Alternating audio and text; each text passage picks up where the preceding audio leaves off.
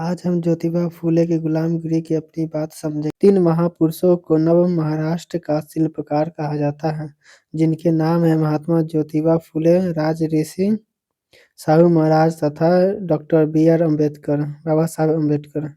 इन महापुरुषों को महाराष्ट्र ही नहीं अपितु नए भारत के शिल्पकार कहने में कोई अतिशयोक्ति नहीं होगी। वे सही अर्थों में समाज सुधारक थे।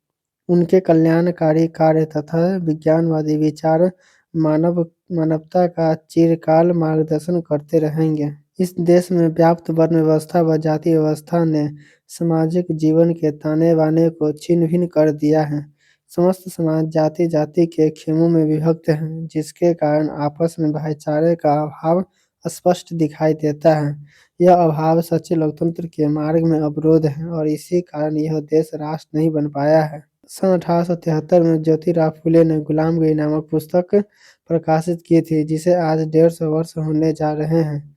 इस पुस्तक में महात्मा फूले ब्राह्मणवाद पर कठोर प्रहार करते हैं। वे कहते हैं, ब्राह्मणवाद के कारण देश का शूद्र तथा अतिशूद्र यानी अछूत आज भी बौद्धिक, सामाजिक, धार्मिक तथा आर्थिक दृष्टि से गुलाम है। मनुस्मृति का श्लोक 1:130 कहता है, शिक्षा का अधिकार केवल ब्राह्मण को है। इसलिए महात्मा फूले गुलामगिरी में ब्राह्मणवाद को मानवता के लिए अभिशाप बताते हैं। वे कहते हैं, विद्या बिना मति गई, मति बिना नीति गई, नीति बिना गति गई, गति बिना वित्त गया, वित्त बिना शूद्र पिछड़ा।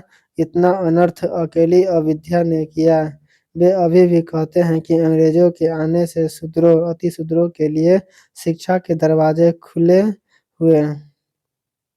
उन्होंने इस पुस्तक में धर्मग्रंथों का तार्किक परीक्षण किया। वे काल्पनिक पात्र ढोडीराव के साथ प्रश्न उत्तर के रूप में संवाद साधते हैं। संवाद की यह शैली पाठकों को बहुत प्रभावित करती है। उनकी यह पुस्तक पाठकों को मिथ्या जगत से निकालकर वास्तविक जगत का परिचय कराती है। इस पुस्तक में अनुवादक की अपनी बात को छोड़कर महात्मा फूले ने 1873 में जैसी पुस्तक प्रकाशित की, ठीक वैसे ही उस जस की तस पुस्तक पाठकों के समक्ष प्रस्तुत की गई है।